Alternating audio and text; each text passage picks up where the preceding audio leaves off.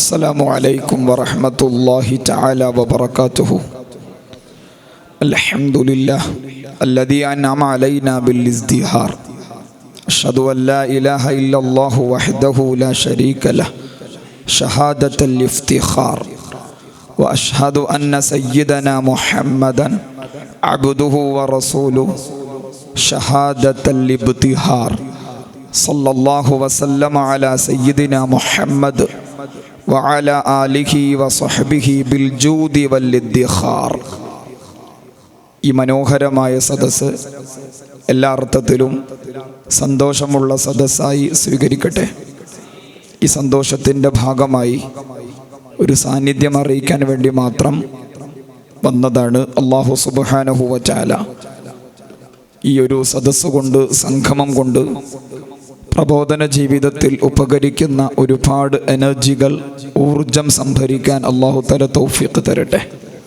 ഇസ്തിഹാർ എന്ന നാമധേയത്തിൽ കലാകാരന്മാർ കലാമാമാങ്കം തീർക്കുന്ന സുന്ദരമായ സദസ്സാണിത്. 3 ഘടകങ്ങളാണ് ഈ സദസ്സിനുള്ളത്.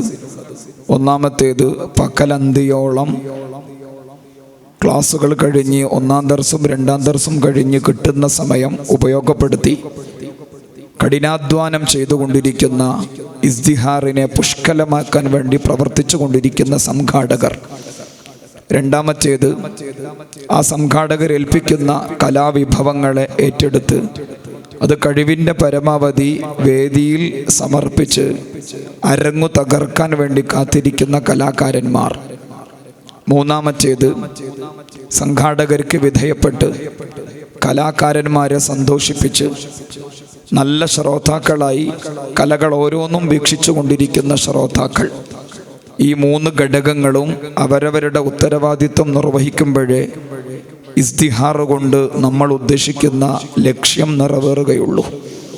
അല്ലെങ്കിലും ലക്ഷങ്ങൾ ചെലവഴിച്ചുകൊണ്ടാണ് ഈ ഇസ്തിഹാർ കലാമാമാങ്കം നമ്മൾ നിർവഹിക്കുന്നത്. ഒരു 3-ലധികം ലക്ഷം എന്തായിരുന്നാലും 2-3 ദിവസത്തെ പ്രോഗ്രാമിനുണ്ടാകുമെന്നാണ് വിശ്വസിക്കുന്നത്. ഏതായിരുന്നാലും ലക്ഷങ്ങൾ മുടക്കി വലിയൊരു പ്രോഗ്രാം നമ്മൾ സമർപ്പിക്കുമ്പോൾ സംഘാടകർ അവരുടെ അമാനത്ത്, കലാകാരന്മാർ അവരുടെ അമാനത്ത്, ശ്രോതാക്കൾ അവരുടെ അമാനത്ത് നിർവഹിക്കുമ്പോൾ നമുക്ക് ഉദ്ദേശിക്കുന്ന ലക്ഷ്യം നിറവേറ്റാനും മർക്കസിന് വലിയ ഇസ്സത്ത് കൊടുക്കാനും കഴിയും. പൂർവ ജീവിതം എടുത്തു നോക്കിയാൽ, ഗതകാല വർഷങ്ങൾ എടുത്തു നോക്കിയാൽ, കർണാടക വിദ്യാർത്ഥികൾ അവരുടെ ഭാഗധേയം, അവരുടെ കലകൾ വളരെ മനോഹരമായി സമർപ്പിച്ചിട്ടുണ്ട്. കർണാടക വിദ്യാർത്ഥികളെ കൊണ്ട് മർക്കസിന് വലിയ ഇസ്സത്ത് ഉണ്ടായിട്ടുണ്ട്.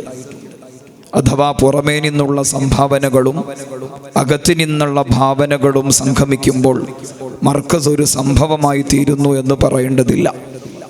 അതുകൊണ്ട് തന്നെ പ്രഭാഷണങ്ങളിലൂടെയും പാട്ടുകളിലൂടെയും എഴുത്തുകളിലൂടെയുമെല്ലാം ആത്മീയതയുള്ള, റൂഹുള്ള കലകളാണ് നമ്മളെല്ലാവരും സമർപ്പിച്ചു കൊണ്ടിരിക്കുന്നത്.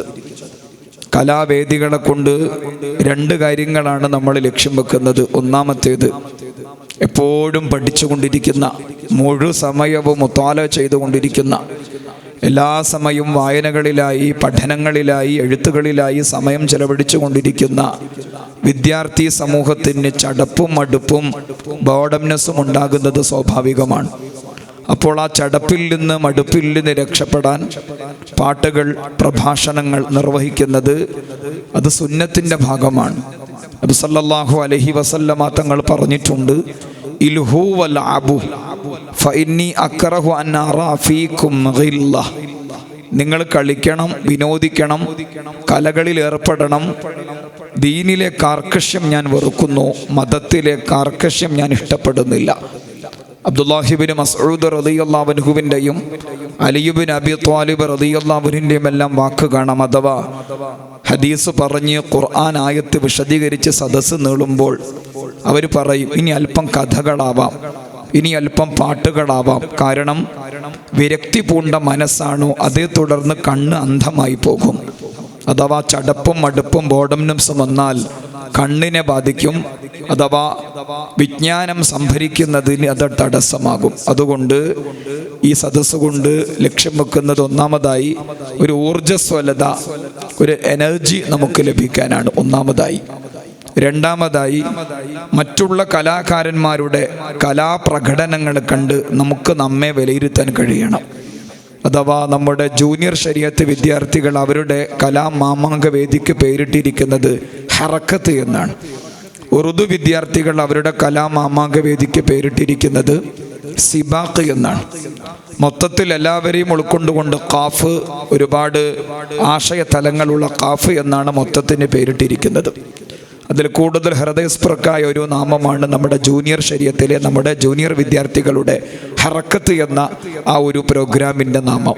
അതായത് ചലനം, ഗതി, മോഷൻ എന്നാണ് അതിൻ്റെ അർത്ഥം. അഥവാ ബോഡിയുടെ ചലനം, അത് നമുക്ക് ഏതെങ്കിലും ഒരു അവലംബം വെച്ചുകൊണ്ട് നിർണ്ണയിക്കാൻ പറ്റും.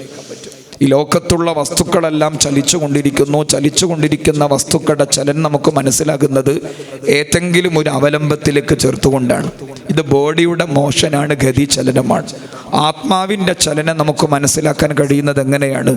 അത് ഒരു കൂട്ടം പ്രഭാഷകർ തന്നിലെ പ്രഭാഷണം എത്രമാത്രം ചലനാത്മകമാണ്, ഒരു കൂട്ടം എഴുത്തുകാർ തന്നിലെ എഴുത്ത് എത്രമാത്രം ചലനാത്മകമാണ്, ഒരു കൂട്ടം പാട്ടുകാർ തന്നിലെ പാട്ട് എത്രമാത്രം ചലനാത്മകമാണെന്നറിയാൻ ഒരു അവലംബകം വേണം. അതാണ് ഈ ഇസ്തിഹാർ വേദി. കാരണം ഈ ഇസ്തിഹാർ വേദിയിൽ ഒരുപാട് പ്രഭാഷകർ അണിനിരക്കും. ഓരോ പ്രഭാഷകൻ്റെയും പ്രഭാഷണാവതരണത്തെ നമ്മിലേക്ക് തട്ടിച്ചുകൊണ്ട് നമുക്ക് വിലയിരുത്താൻ പറ്റും. ഒരുപാട് എഴുത്തുകാർ സംഗമിക്കും, ഒരുപാട് പാട്ടുകാർ സംഗമിക്കും.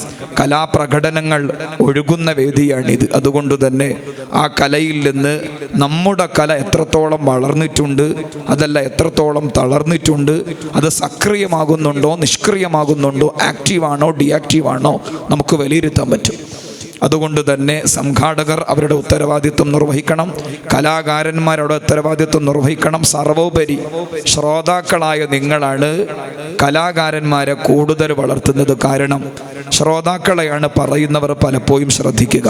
നല്ല മുഖം തന്നാൽ, പറയുന്ന വാക്കുകളോട് നല്ല സെൻറ്റിമെൻറ്റിലൂടെ നല്ല മുഖഭാവം തന്നാൽ ദീർഘനേരം നമുക്ക് പറയാൻ കഴിയും. പരപ്പനങ്ങാടി തീരദേശ മേഖലയിൽ ഞാൻ 6 മണിക്കൂർ പ്രസംഗിച്ചു. പേരുടുസ്താദ് വരുന്നത് വരെ പ്രസംഗിക്കാനായിരുന്നു. നല്ല സദസ്സ്, എല്ലാവരും നല്ല മുഖം തരുന്ന സദസ്സ്.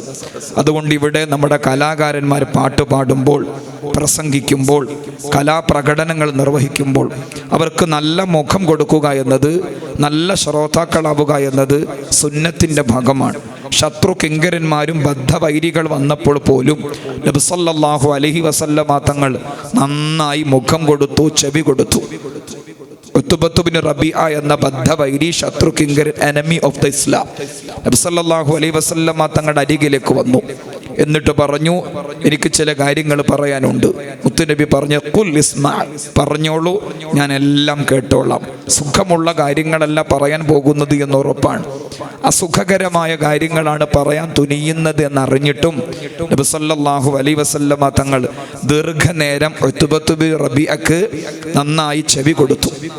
മനസ്സിൻ്റെ ഉള്ളിലേക്ക് തുളച്ചു കയറുന്ന, വേദനിപ്പിക്കുന്ന ഒരുപാട് വാക്കുകളാണ് ഉത്ബ പറഞ്ഞത്. എന്നാൽ പോലും നബി സല്ലല്ലാഹു അലൈഹി വസല്ലം നല്ല ശ്രോതാവായി, നല്ല അനുവാചക വൃന്ദമായി ഹബീബ് സല്ലല്ലാഹു അലൈഹി വസല്ലം ഒരു ശ്രോതാവിൻ്റെ, ഒരു സാമിഇൻ്റെ മര്യാദ പഠിപ്പിച്ചു തന്നു.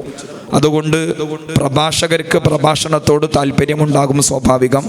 എഴുത്തുകാർക്ക് എഴുത്തിനോടായിരിക്കും താല്പര്യം, പാട്ടുകാർക്ക് പാട്ടിനോടായിരിക്കും താല്പര്യം, ഓരോ കലകൾക്കും സമാന്തരമായി വരുന്ന കലകളോടായിരിക്കും താല്പര്യം, സ്വാഭാവികം.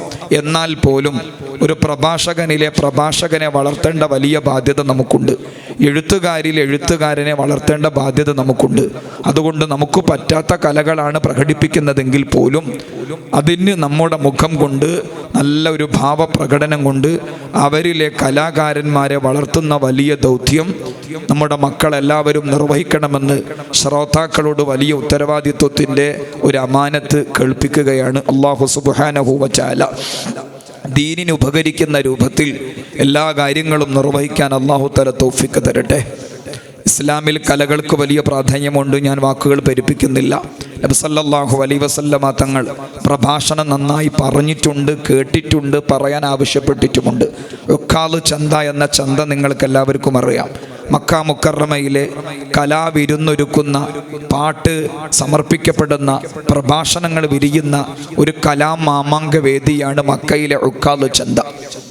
7 ഖണ്ഡകാവ്യങ്ങളും സപ്തമഹാകവിതകളും പ്രഭാഷണങ്ങളും എല്ലാം വിരിഞ്ഞത് ആ ഉക്കാദ് ചന്തയിൽ നിന്നുകൊണ്ടാണ്. നബി സല്ലല്ലാഹു അലൈഹി വസല്ലമ തങ്ങൾ നബിയാകുന്നതിൻ്റെ മുമ്പേ ഉക്കാദ് ചന്തയുടെ അരികിലൂടെ നടന്നു പോവുകയാണ്. ആ സമയത്ത് ഖുസ്ബുനു സഈദത്തുൽ അയാദി എന്ന ആ കാലഘട്ടത്തിലെ പേർപ്പറ്റ പ്രഭാഷകന്റെ പ്രസംഗത്തിൻ്റെ ശകലം കേൾക്കാനിട വന്നു. മനോഹരമായ, മനസ്സിൻ്റെ ഉള്ളിലേക്ക് തുളച്ചു കയറുന്ന പെനട്രേറ്റിംഗ് പവർഫുൾ സ്പീച്ച് എന്തായിരുന്നു? ഇസ്മഉ വഉ ഫഇദാ വഅയ്തും ഫന്തഫിഉ കുല്ലു മാ ഹുവ ആതിൻ ആതിൻ വകുല്ലു മാ ഹുവ ദാഹിബുൻ ദാഹിബ് അൽ ബഅറതു തദുല്ലു അലൽ ബഈർ വസ്സൈറു യദുല്ലു അലൽ മസീർ ലൈലുൻ ദാജ് വനഹാറുൻ സാജ് വസമാഉൻ ദാതു അബ്റാജ് ബുഹൂറുഹു സാഖിറ വനുജൂമുഹു സാഹിറ അലാ ഇന്ന ഫിസ് സമാഇ ലഇബറാ വഇന്ന ഫിൽ അർളി ലഖിബറാ മാ ലി അറന്നാസ് യദ്ഹബൂന ഫലാ യർജിഊൻ അറലൂ ബിൽ മഖാമി فأقاموا أم تركوا هناك فناموا تبا لأرباب الغافلة من الأمم الخالية ومن القرون الماضية. പ്രൗഢഗംഭീരമായ പ്രഭാഷണം ഖുസ്ബുനു സഈദത്തുൽ അയാദി ഉക്കാദിന്റെ മണ്ണിൽ വെച്ച് അവതരിപ്പിച്ചു.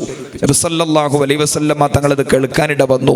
പിന്നീട് പ്രവാചകനായതിൻ്റെ ശേഷം സ്വഹാബത്തിനോട് ആവശ്യപ്പെടാറുണ്ടായിരുന്നു, ഞാൻ ആ കേട്ട പ്രസംഗം ആരെങ്കിലും ഒന്ന് കേൾപ്പിക്കുമോ? ഹബീബ് സല്ലല്ലാഹു അലൈഹി വസല്ലം കേൾക്കാൻ കൊതിച്ചു പ്രഭാഷണങ്ങൾ. അതുപോലെ ദഫ്മുട്ടും പാട്ടും കേൾക്കാൻ കൊതിച്ചിട്ടുണ്ട്, പ്രോത്സാഹനവും നൽകിയിട്ടുണ്ട്. ശൈഖുനിയുടെ ചുണ്ടിൽ നിന്ന് തന്നെ സഹീഹുൽ ബുഖാരിയുടെ ഒരു അധ്യായം നമുക്കറിയാം. ബാബു ദർബി ദുഫി ഫി നിക്കാഹി വൽ വലീമ ഹദ്ദസനാ മുസദ്ദദുൻ ഹദ്ദസനാ ബിശ്ർ ബിൽ മുഫല്ലൽ ഹദ്ദസനാ ഖാലിദ് ബിൻ ദക്വാൻ ഖാൽ ഖാലത്തി റുബയ്യു ബിന്തു മുഅവ്വിദ് ബിൻ അഫറ ജാഅ النبي صلى الله عليه وسلم حين بني علي فجلس على فراشي كمجلسك مني فجعلت جبيريات لنا يضربن بالدف ويندبن من قتل من آبائي يوم بدر وقالت هداهن وفينا نبي يعلم ما في غدي قال النبي صلى الله عليه وسلم دعي هذه وقولي بالذي كنت تقولين. അഥവാ റുബയ്യ റളിയല്ലാഹു അൻഹയുടെ കല്യാണത്തിൽ പങ്കെടുത്തപ്പോൾ ചെറിയ കുട്ടികൾ ബദരീങ്ങളുടെ പേര് ചേർത്തുകൊണ്ട് പാട്ട് പാടുന്നുണ്ട്. നബി സല്ലല്ലാഹു അലൈഹി വസല്ലമ തങ്ങൾ വന്നപ്പോൾ ആ പാട്ട് നിർത്തി മുത്തുനബിയെ വർണ്ണിച്ചു പാടി വഫീനാ നബി യഅലമു മാ ഫീ ഗദി. അപ്പോൾ നബി സല്ലല്ലാഹു അലൈഹി വസല്ലം പറഞ്ഞു, ദഈ ഹാദി വഖൂലി ബില്ലദീ കുന്തി തഖൂലീൻ. എന്നെ പിന്നീട് വർണ്ണിക്കാം. ആദ്യം പാടിയ പാട്ടില്ലേ അതൊന്നുകൂടി ആവർത്തിക്കൂ. അപ്പോൾ പാട്ട് കേൾക്കാൻ കൊതിച്ചു നബി സല്ലല്ലാഹു അലൈഹി വസല്ലമ തങ്ങൾ. ദഫ്മുട്ട് കേൾക്കാൻ കൊതിച്ചു ഹബീബ് സല്ലല്ലാഹു അലൈഹി വസല്ലം. അതുകൊണ്ട് കലകൾക്ക് അന്യമല്ല ഇസ്ലാം. ദീനിനും ദുന്യാവിനും രാജ്യത്തിനും രാഷ്ട്രത്തിനും വ്യക്തിക്കും ഉപകരിക്കുന്ന തരം കലകളെയെല്ലാം വിശുദ്ധമായ ഇസ്ലാം അംഗീകരിച്ചിട്ടുണ്ട്. അത് ഇസ്ലാമിൻ്റെ മാത്രം കാർക്കശ്യമല്ല. ഞാൻ ഡിഗ്രി 3rd ഇയറിന് പഠിക്കുന്ന സമയത്ത് ക്രിറ്റിസിസം എന്നൊരു പുസ്തകമുണ്ടായിരുന്നു. അതിൻ്റെ ആദ്യത്തെ പാഠം തന്നെ പ്ലാറ്റോയുടെ കലകളെ സംബന്ധിച്ചുള്ള നിരീക്ഷണങ്ങളാണ്. അഥവാ എല്ലാ കലകളും സ്വീകാര്യമാണോ അല്ലേ, അക്സെപ്റ്റബിൾ ആണോ അല്ലേ? അല്ല.